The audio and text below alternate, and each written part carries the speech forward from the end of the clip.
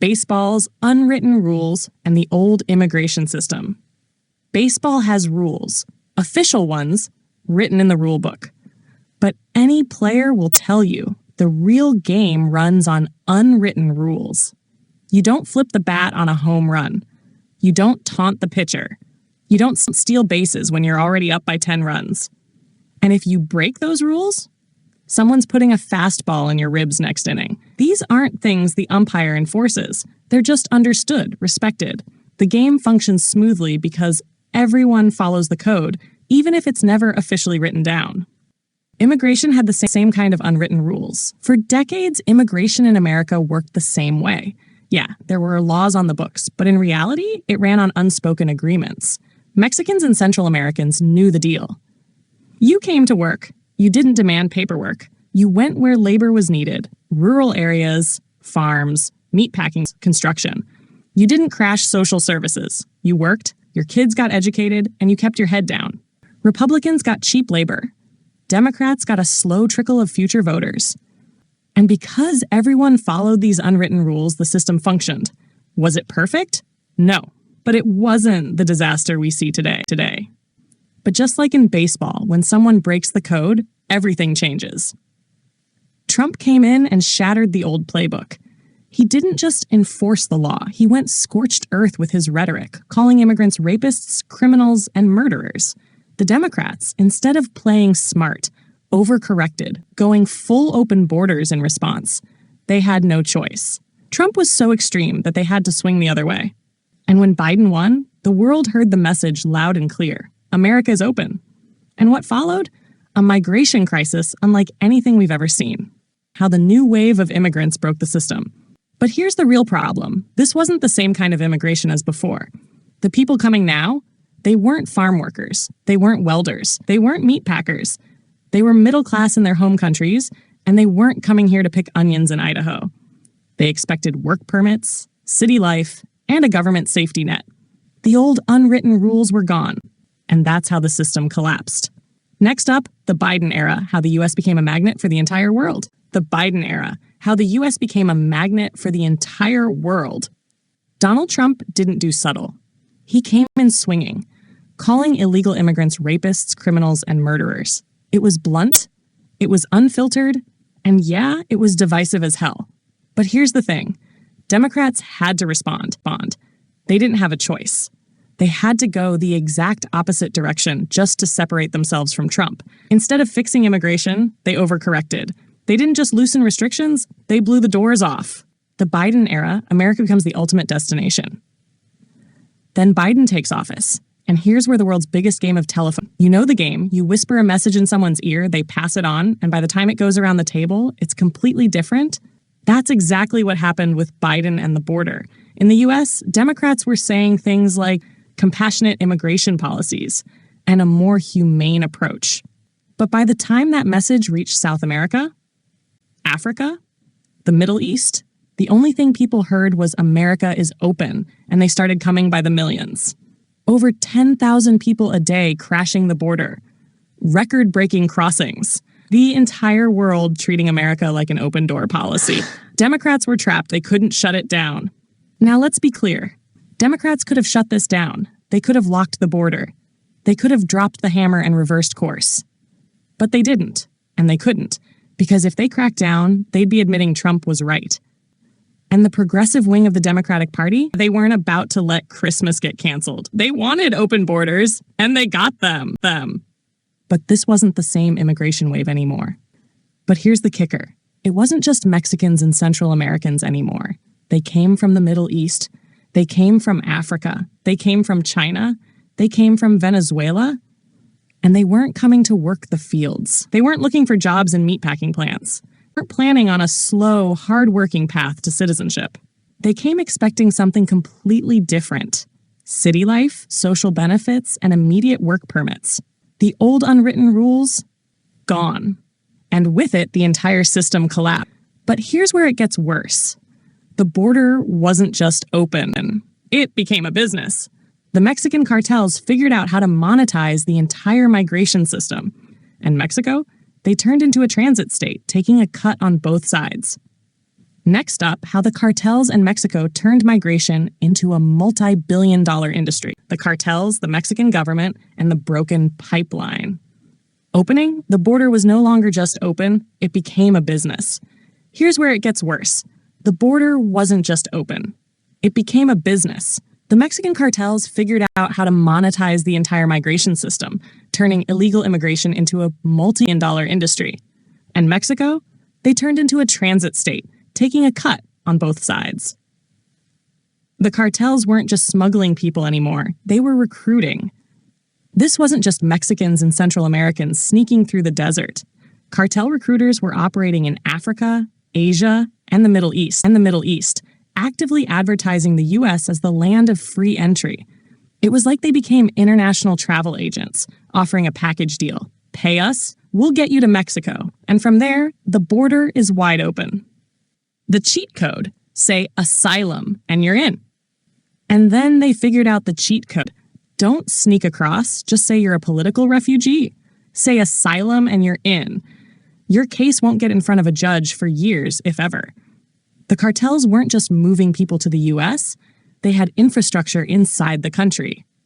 Once migrants arrived, the cartels were literally buying plane tickets to send them to their final destinations.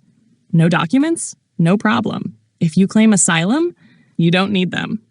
Mexico's big mistake, the flood that broke the system. And Mexico, they got greedy. Instead of just facilitating workers heading north for labor jobs, they opened the floodgates to the entire world. They turned their country the world's biggest migrant highway, charging toll to move people north. Everyone was making money. The cartels controlled the smuggling routes. Mexican officials were taking a cut. The U.S. was stuck holding the bag. Here's where Mexico screwed up. They overplayed their hand. They should have kept the game simple. Mexican workers sending money home. That was the unspoken deal for decades. Instead, they flooded the U.S. with people who didn't know or care about the unwritten rules. And suddenly, Americans started noticing. Red states hit back. The "you wanted this? Here you go." Governors like Abbott in Texas and DeSantis in Florida saw what was happening, and they flipped the script. They started shipping migrants directly to blue cities: NYC, Chicago, Denver, Washington, D.C. The message was clear. You wanted open borders? Here's what it actually looks like. Mayors who once welcomed migrants were now begging for help. Democrats realized they had walked into a trap of their own making. And Biden? He was stuck trying to quietly funnel federal money to blue cities just to keep the lid on. Americans have a limit, and the worm turned. The Mexican government and the cartels never understood how American politics work. Americans will put up with something for a while. But when the worm turns, it turns hard. For years, Americans didn't really care about Mexicans crashing on the couch. But now, the couch is overrun, the system is cracking, and people have had enough. The party is over. Mexico and the cartels thought this would last forever. They thought Americans would just ignore it. The backlash is here, and it's only getting started. See the next section. Trump's immigration blitzkrieg and the self-deportation strategy. So now what? Trump is back, and he's doing the one thing Biden wouldn't: cutting off the money, enforcing the law, and making life impossible for those who shouldn't be here. Next up, how Trump's immigration blitzkrieg is forcing mass self-deportation. How the blue cities got trapped in their own policy. So what was Biden's plan? What was the Democratic strategy when things started going sideways in 2023 and 2024? The truth? They didn't have one. The major blue cities, Chicago, New York, Denver, Boston, had begged for open borders, and they got exactly what they asked for. But here's what happened. Migrants weren't just going where Texas and Florida were sending them. The NGOs, Catholic charities, and the cartels were all funneling people to the northern blue cities. Why? Because that's where the free stuff was. There was no reason to go to Houston or Dallas. There was no reason to go to Phoenix or Nashville. Those cities didn't have massive social safety nets. If you landed in Texas, you better be ready to do roofing or landscaping, because that's all you were getting. So instead, they kept flooding into New York, Chicago, Denver. And at first, the mayors, guys like Eric Adams, were smiling for the cameras, handing out welcome packages, shaking hands. But the flood never stopped. The money dried up. The shelters filled up. And then the begging started. Eric Adams and the Blue City mayors start begging Biden for help. Fast forward a year, and Adams isn't holding press conferences migrants anymore. Now, he's pleading with Biden to send money. NYC is broke. Chicago is broke. Denver is broke. Boston is broke. Biden, meanwhile, is in a bind. If he bails out New York, he has to bail out everyone. If he gives Adams money, he has to write a check to Texas, to Arizona, to California. And if he does that, he's admitting he was completely wrong about immigration. So instead, he tries to quietly cover this up. Biden and DHS Secretary Mayorkas start using FEMA, start diverting Homeland Security money, start pumping emergency funds into these cities to keep the whole thing from collapsing before the election. The black voter shift and the political fallout in 2024. By this point, it's not just conservative voters who are angry. Black voters in major cities, who were supposed to be the Democrats' base, are furious. They see billions being spent on migrants while their own community. Public housing is getting filled with new arrivals, while native-born citizens get nothing. Schools and hospitals are collapsing under the weight of mass migration. And what happens? The cracks start forming. Black voters in places like Chicago, Philly, and Detroit start drifting toward Trump. The Democratic coalition is breaking. Sanctuary city mayors are getting protests in their own neighborhoods. Moderate Democrats are realizing they made a huge mistake. The 2024 election, immigration loses the Democrats the Senate for a decade. And then 2024 happens. Biden goes down, Trump storms back in. And in the Senate, immigration absolutely wrecks the Democrats. Montana flips red, Tim Sheehy knocks off John Tester. West Virginia flips. Even the Senate races in blue states get closer than they should be. The GOP absolutely crushes the Democrats on immigration, tie every vulnerable Democrat to Kamala Harris and the border crisis. And just like that, immigration loses the Democrats the Senate for the next decade. The backlash wasn't just red state anger. It was the suburbs. It was black voters. It was blue cities fed up with their own policies. And that brings us to where we are now. Trump is back, and his team has been planning this for 4 years. They've been sitting in the wilderness, studying everything that went wrong, building a plan to permanently shift immigration enforcement.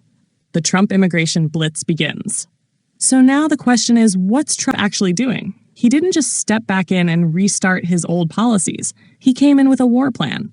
The border is locked down. The immigration courts are being purged. The underground economy is being wiped out. The entire game has changed. Next up, Trump's immigration blitzkrieg, the strategy, the tactics, and that's where we're headed next. Trump's immigration blitz, the strategy behind it. If you're following this story, you're not going to want to miss what's coming next. If you want real analysis, no BS, just hard-hitting strategy and game theory, hit the notification bell so you don't miss the next episode, because things are moving fast and we're breaking it all down. We'll see you in the next one. It's just getting started.